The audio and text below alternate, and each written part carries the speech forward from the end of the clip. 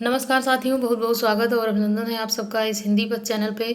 तो साथियों, आशा करते हैं तैयारी आप लोगों की बहुत अच्छे से चल रही है और तैयारी को आप अच्छे से करते रहिए ताकि जो है आपकी एग्ज़ाम में एक सीट आपके नाम हो। तो यहाँ पे पहला प्रश्न लेते हैं कि वर्ग वैमनस्य एवं वर्ग चेतना प्रेमचंद के किस उपन्यास का मूल आधार है। यहाँ पे आपका आंसर जो सही हो जाता है वो गबन है, गोदान है, निर्मला है या फिर प्रेमा श्रम है। तो यहाँ पे जितने भी उपन्यास हैं यहाँ पे सब मुंशी प्रेमचंद के हैं। आपको यहाँ पे बताना है कि कौन सा वर्ग वैमनस्य के अंतर्गत वर्ग चेतना यहाँ पे मूल उपन्यास का आधार यहाँ पे हो जाता है। आंसर यहाँ पे आपका बी सही हो जाएगा, गोदान यहाँ पे हो जाता है। अगला है कि परीक्षा गुरु को किस समालोचक ने हिंदी का प्रथम उपन्यास स्वीकार किया है। तो जॉर्ज ग्रियर्सन ने, कि मिश्र बंधु, आचार्य रामचंद्र शुक्ल या फिर महावीर प्रसाद द्विवेदी ने इसको क्या किया है कि परीक्षा गुरु को प्रथम उपन्यास के रूप में माना है। यहाँ पे आपका आंसर हो जाएगा क्या, यहाँ पे आपका आंसर सी हो जाएगा। रामचंद्र शुक्ल ने इसको परीक्षा गुरु को हिंदी का प्रथम उपन्यास यहाँ पे स्वीकार किया है। अगला प्रश्न है कि निम्नलिखित जो सूचियाँ दी हुई हैं इसका मिलान करना है। तो मानस का हंस किसका हो जाएगा, झूठा सच किसका है, और उसके बाद टेढ़े मेढ़े रास्ते यहाँ पे किसका हो जाएगा। तो मानस का हंस यहाँ पे हो जाएगा किसका, ये यहाँ पे अमृतलाल नागर का हो जाएगा। झूठा सच यहाँ पे यशपाल का हो जाएगा। टेढ़े मेढ़े रास्ते यहाँ पे भगवती चरण वर्मा का हो जाएगा। जबकि मरी हुई मछली यहाँ पे राजकमल का हो जाता है। तो इस प्रकार से यहाँ पे कौन सा आंसर आपका हो जाएगा बिल्कुल ही सही। यहाँ पे आपका आंसर जो सही हो जाता है, यहाँ पे आपका आंसर जो सही हो जाता है वो इसमें हो जाता है कौन सा, सी हो जाता है इसमें, यहाँ पे बिल्कुल ही सही। अगला प्रश्न यहाँ पे है कि एक इंच मुस्कान की रचना किसने की है। ये प्रश्न कई बार एग्जाम में आ चुका है और ये बार बार एग्जाम मतलब प्रश्न में ये आता रहता है। तो आप लोगों की तैयारी इससे बहुत अच्छे से हो जाएगी। तो यहाँ पे आपका आंसर हो जाएगा क्या, मन्नू भंडारी, बिल्कुल ही सही हो जाएगा। अगला है कि बया का घोंसला और सांप उपन्यास के लेखक हैं धर्मवीर भारती हैं, लक्ष्मी नारायण लाल हैं, देवेंद्र सत्यार्थी या फिर फणीसन नाथ रेणु। तो यहाँ पे बया का घोंसला और सांप उपन्यास काफ़ी महत्वपूर्ण रहेगा आप लोगों के लिए। बी आंसर आपका यहाँ पे हो जाएगा बिल्कुल ही सही, लक्ष्मी नारायण लाल का ये यहाँ पे हो जाता है। अगला है, यहाँ पे भी सूचियों को मिलाना है एक दूसरे से। लाल टीन की छत यहाँ पे, उसके बाद आपका बंटी, उसके बाद जुगलबंदी, 55 खंभे लाल दीवारें। यहाँ पे आपको आंसर करना है कि कौन सा इसमें सही हो जाता है। यहाँ पे आपका आंसर जो सही हो जाएगा ए हो जाता है इसमें, बिल्कुल ही सही। क्या हो जाएगा, ए यहाँ पे हो जाता है सही आपका। तो ए में यहाँ पे क्या हो जाएगा, लाल टीन की छत निर्मल वर्मा, आपका बंटी यहाँ पे क्या हो जाएगा, मन्नू भंडारी का हो जाता है। और उसके बाद में जुगलबंदी यहाँ पे गिरिराज किशोर की हो जाएगी। और मन्नू भंडारी का ये भी होता है 55 खंभे और लाल दीवारें यहाँ पे हो जाएगा।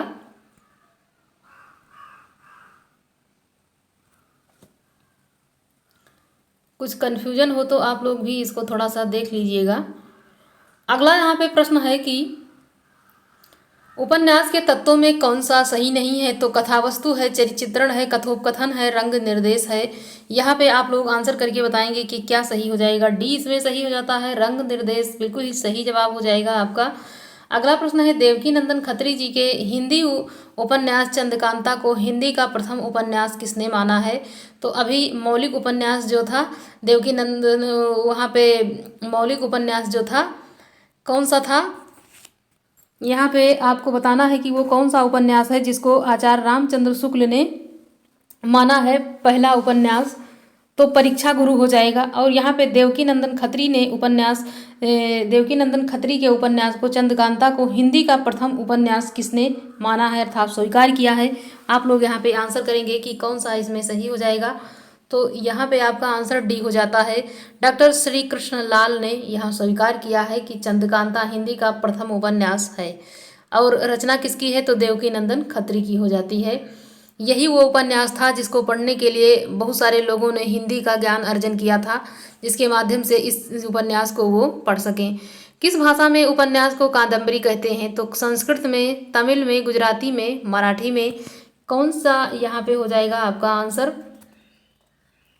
डी हो जाता है मराठी में इसको जो उपन्यास है उसको कादम्बरी कहते हैं। अगला यहाँ पे प्रश्न है कि निम्नलिखित में फिर सुमेलित करना है कि स्वप्न यहाँ पे श्यामा स्वप्न जगमोहन सिंह का हो जाएगा। आचार्य वृत्तांत यहाँ पे पंडित अंबिका दत्त व्यास का हो जाएगा। सौ आजान एक सुजान देवदत्त का हो जाएगा। और विधवा विपत्ति यहाँ पे राधा चरण गोस्वामी का। तो यहाँ पे कौन सा सुमेलित नहीं है ये आपको आंसर करके बताना है, इसमें जो सही हो वो बताना है। तो यहाँ पे आपका हो जाएगा सी हो जाता है, ये सौ आजान एक सुजान ये देवदत्त का की रचना यहाँ पे नहीं है। अगला यहाँ पे है कि हिंदी का प्रथम ऐतिहासिक उपन्यास कौन सा है। झांसी की रानी है, नूरजहां है, हृदय हारिणी है, या फिर यहाँ पे सम्राट अशोक।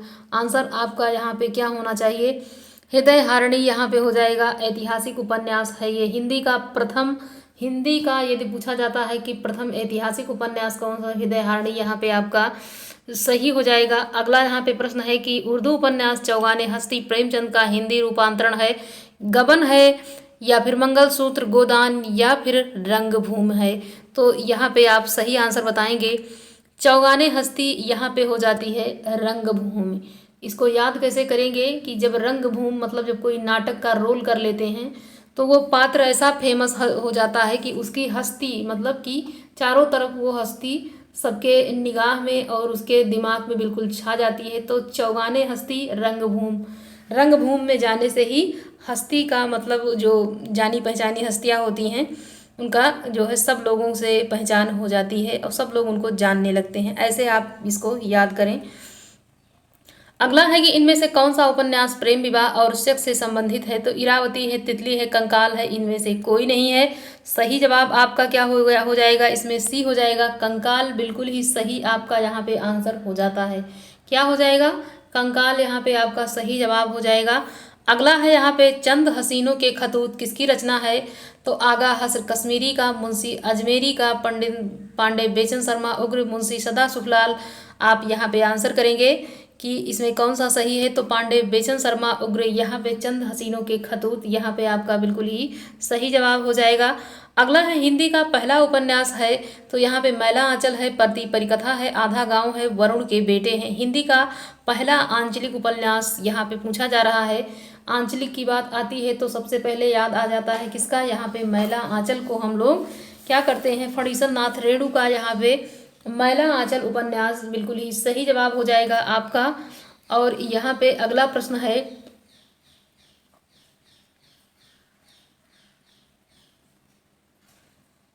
समाज से उपेक्षित भागे जीवन की गाथा उपन्यास कौन सा हो जाएगा। जुलूस है, नाच्यो बहुत गोपाल है, मैला आंचल है, परती परिकथा है। कौन सा यहाँ पे हो जाएगा आप लोग बताएंगे, आंसर करिए। यहाँ पे बी हो जाएगा, नाच्यो बहुत गोपाल। बी आंसर आपका सही हो जाएगा। अगला यहाँ पे है, यहाँ पे जुलूस, मैला आंचल, परती परिकथा ये सारी रचनाएं किसकी हो जाती हैं। यहाँ पे आंचलिक उपन्यास के अंतर्गत जो आते हैं फणीसर नाथ रेणु, उनकी रचना यहाँ पे हो जाएगी।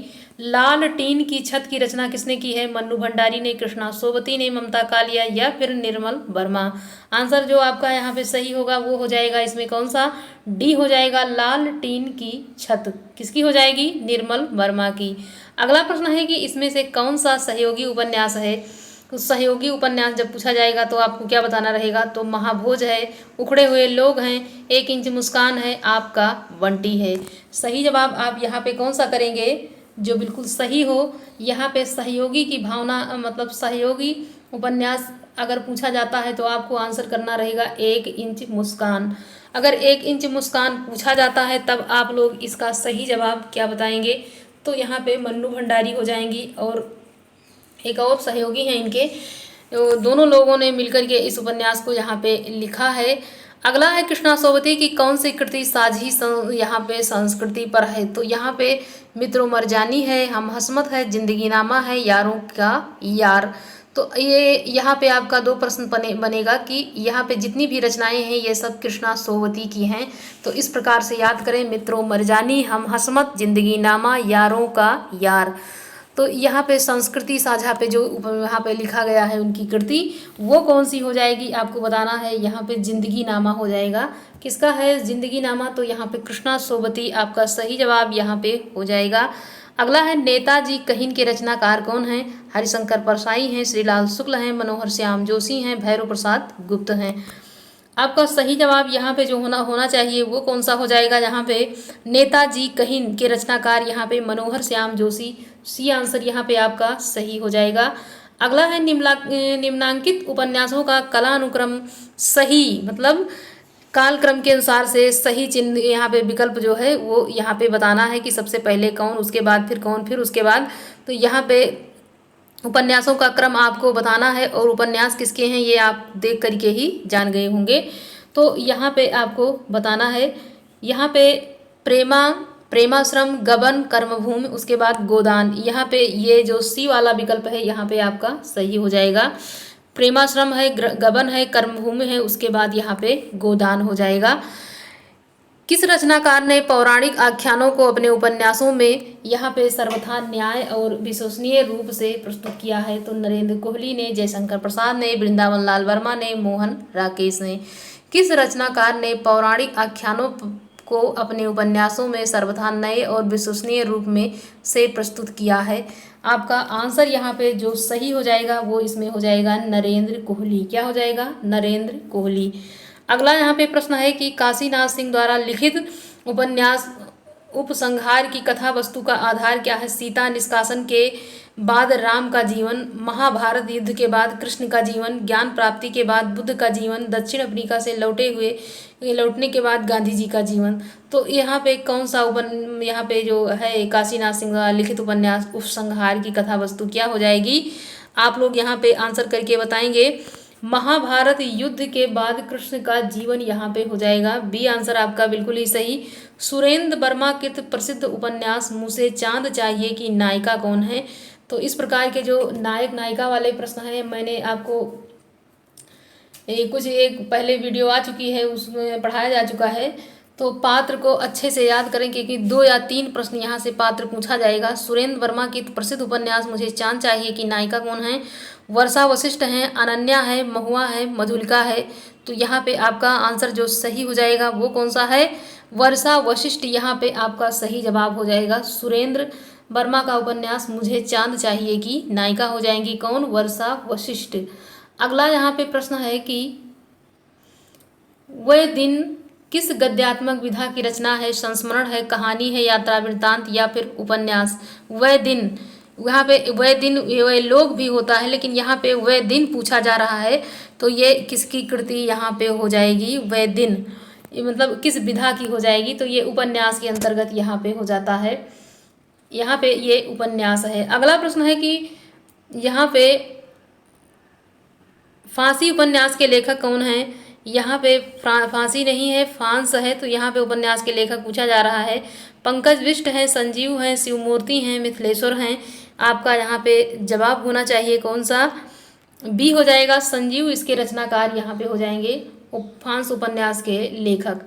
अगला यहाँ पे है कि मनमोद मास्टर की डायरी के लेखक हैं आचार्य रामचंद्र शुक्ल हैं, विवेकी राय हैं, राहुल संकृत्यायन या फिर अमृत राय। आपका यहाँ पे जवाब हो जाएगा कौन सा? मनमोद मास्टर की डायरी के लेखक यहाँ पे हो जाएंगे विवेकी राय। कौन हो जाएंगे? विवेकी राय यहाँ पे हो जाएंगे। निम्नलिखित में से कौन सी उपन्यास कृति घनीभूत वेदना की केवल एक रात में देखने वाले विजन को शब्दबद्ध करने का प्रयत्न है? तो यहाँ पे भूले बिसरे चित्र है, अनाम दास का पोथा है, अपने अपने अजरमी, शेखर एक जीवनी। कौन सा हो जाएगा? यहाँ पे आपको आंसर करके यहाँ पे बताना है औपन्यासिक कृति के बारे में। तो यहाँ पे आपका जो सही जवाब हो जाएगा डी, शेखर एक जीवनी, ये यहाँ पे हो जाता है बिल्कुल ही सही जवाब। अगला यहाँ पे प्रश्न है कि अजय की डायरी देवराज किस विधा की कृति है? अजय की डायरी देवराज की कृति है यहाँ पे ये। तो ये डायरी है, उपन्यास है, नाटक है या फिर कहानी है? यहाँ पे आपका बी आंसर हो जाएगा बिल्कुल ही सही, क्योंकि ये कोई डायरी नहीं है, ये भी एक उपन्यास है और यहाँ पे डायरी लगा है। इस प्रकार इसने यहाँ पे डायरी भी ऑप्शन में दे दिया है। तो यहाँ इस प्रकार के प्रश्नों से बिल्कुल सावधान रहने की ज़रूरत है। कंकाल एक प्रकार से पाप और पुण्य की समस्या का उपन्यास है। इस कथन के समकक्ष जयशंकर प्रसाद के बाद निम्नलिखित में से किस उपन्यास में इस समस्या को मुख्य रूप से उठाया गया है? तो कौन सा हो जाएगा? गोदान है, अमृत और विष है, नदी के द्वीप है या फिर चित्रलेखा है? आंसर यहाँ पे आपका क्या होगा? डी हो जाएगा इसमें बिल्कुल ही सही आपका चित्रलेखा यहाँ पे हो जाएगा। तो इसमें कंकाल एक प्रकार के पाप और पुण्य की समस्या का उपन्यास है। और इसी कथन के उसमें जो है जवाब में यहाँ पे है, इस कथन के समझ जयशंकर प्रसाद के बाद निम्नलिखित कथन में इस समस्या के मुख्य रूप से उठाया गया है किसमें, तो चित्रलेखा में इस बात को यहाँ पे उठाया गया है। अगला है कि हजारी प्रसाद द्विवेदी के उपन्यासों के प्रकाशन का सही अनुक्रम कौन सा है। अनामदास का पोथा पुनर्नवा बाणभट्ट की आत्मकथा या चारूचंद लेख बाणभट्ट की आत्मकथा, चारूचंद लेख पुनर्नवा अनामदास का पोथा, पुनर्नवा अनामदास का पोथा, चारूचंद लेख बाणभट्ट की आत्मकथा, चारूचंद लेख। यहाँ पे आप लोग बताएंगे क्योंकि ये आंसर काफ़ी जो है इधर उधर थोड़ा लंबा हो जाता है, तो आप लोग आंसर करेंगे बी हो जाएगा बाणभट्ट की आत्मकथा, उसके बाद चारूचंद लेख, पुनर्नवा और अनामदास का पोथा। तो इस प्रकार से याद करना है इसको कि बाणभट्ट की आत्मकथा उन्होंने सबसे पहले लिखा, फिर चारूचंद लेख लिखा, फिर पुनर्नवा लिखा, उसके बाद इन्होंने अनामदास का पोथा यहाँ पे लिखा है। अगला है अपने अपने अजनबी उपन्यास के लेखक कौन हैं। यहाँ पे आपका आंसर हो जाएगा कि अज्ञेय हैं, कि प्रभाकर माचवे हैं, भगवती चरण वर्मा हैं, यशपाल हैं।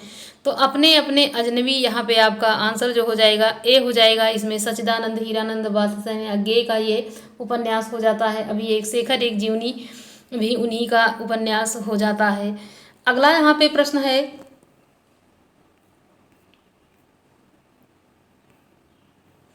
उपन्यास और उपन्यास की दृष्टि से एक युग्म यहाँ पे अशुद्ध है तो नीला चांद शिव प्रसाद सिंह, महाभोज उषा प्रियंवदा, सारा आकाश राजेंद्र यादव, मुझे चांद चाहिए सुरेंद्र वर्मा। तो यहाँ पे कौन सा ऐसा है जो यहाँ पे युग्म यहाँ पे अशुद्ध है, उसका आप यहाँ पे आंसर करके आप जरूर बताइए। तो बी आंसर आपका यहाँ पे हो जाएगा बिल्कुल ही सही, महाभोज उषा प्रियंवदा का नहीं है, जबकि ये मन्नू भंडारी का हो जाएगा। अगला है निम्नलिखित में से एक कृति एक प्रसिद्ध साहित्यकार के जीवन पर आधारित उपन्यास जीवनी है, शेखर एक जीवनी है, आवारा मसीहा है, गुड़िया भीतर गुड़िया, अन्या से अनन्या। यहाँ पे आपका आंसर क्या हो जाएगा, बी हो जाएगा। इसमें आवारा मसीहा क्या हो जाएगा, आवारा मसीहा बिल्कुल ही सही है। उपन्यास और कहानी के अंतर को व्यक्त करने वाला जो कथन सही नहीं है उसे छांट के आप यहाँ पे बताइए। तो यहाँ पे आपका आंसर क्या हो जाएगा, आपका आंसर यहाँ पे हो जाएगा कौन सा, काफ़ी लंबा है ये, तो यहाँ पे आपका डी आंसर हो जाएगा। उपन्यास कहानी का लघु संस्करण होता है, कहानी उपन्यास का 10वां भाग है, ये यहाँ पे आपका सही जवाब हो जाएगा। अगला प्रश्न है कि ठेठ हिंदी का ठाठ उपन्यास की रचना किस हिंदी कवि ने की है। तो यहाँ पे भारतेंदु हैं, हरिश्चंद्र हैं, रत्नाकर या फिर प्रसाद। तो यहाँ पे हरिऔध जी की रचना यहाँ पे हो जाएगी, किसकी, हरिऔध की। कहीं ईश्वरी फाग किसकी रचना है, सुरेश आचार्य की, रोहिणी अग्रवाल की, मैत्रेयी पुष्पा की, डॉक्टर कामिनी की। किसकी रचना यहाँ पे हो जाएगा, सही जवाब मैत्रेयी पुष्पा यहाँ पे हो जाएगा। कहीं ईश्वरी फाग की रचना मैत्रेयी पुष्पा की है। ठेठ हिंदी का ठाठ किस विधा की है। तो जब इसकी विधा पूछा जाता है तो ये उपन्यास हो जाता है, और रचना अगर किसकी पूछी जाए तो हरिऔध हो जाएगा, किस युग की पूछी जाए तो द्विवेदी युग हो जाएगा। यहाँ पे अगला है निपुणिका हजारी प्रसाद द्विवेदी के किस उपन्यास की नारी पात्र है। चारूचंद लेख है, अनामदास का पोथा है, पुनर्नवा है, बाणभट्ट की आत्मकथा है।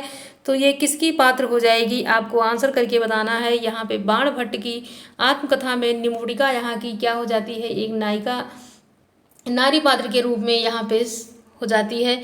अगला है दहेज और अनमेल विवाह की समस्या प्रेमचंद ने अपने किस उपन्यास में उठाई है। सेवा सदन में, मंगलसूत्र में, प्रतिज्ञा में या फिर निर्मला में। आंसर यहाँ पे आपका हो जाएगा कौन सा, निर्मला यहाँ पे आपका हो जाएगा। डी आंसर बिल्कुल ही सही हो जाता है। क्या यहाँ पे डी आंसर आपका सही हो जाएगा। तो साथियों यहाँ पे आप लोगों के लिए उपन्यास के कुछ महत्वपूर्ण प्रश्न हमने यहाँ पे प्रस्तुत किया है। आशा करते हैं आप इससे अपनी तैयारी को यहाँ पे करके और परीक्षा के दौरान आप यहाँ से लाभ उठा सकते हैं। तो साथियों यदि अच्छा लगे तो यहाँ पे लाइक ज़रूर करते जाइए आप लोग, और थोड़ा अच्छा लगे तो शेयर कर दीजिए और चैनल को सब्सक्राइब कर लीजिए, कि ताकि आने वाली कोई भी अच्छी वीडियो आपके पास ज़रूर पहुँचे। धन्यवाद साथियों।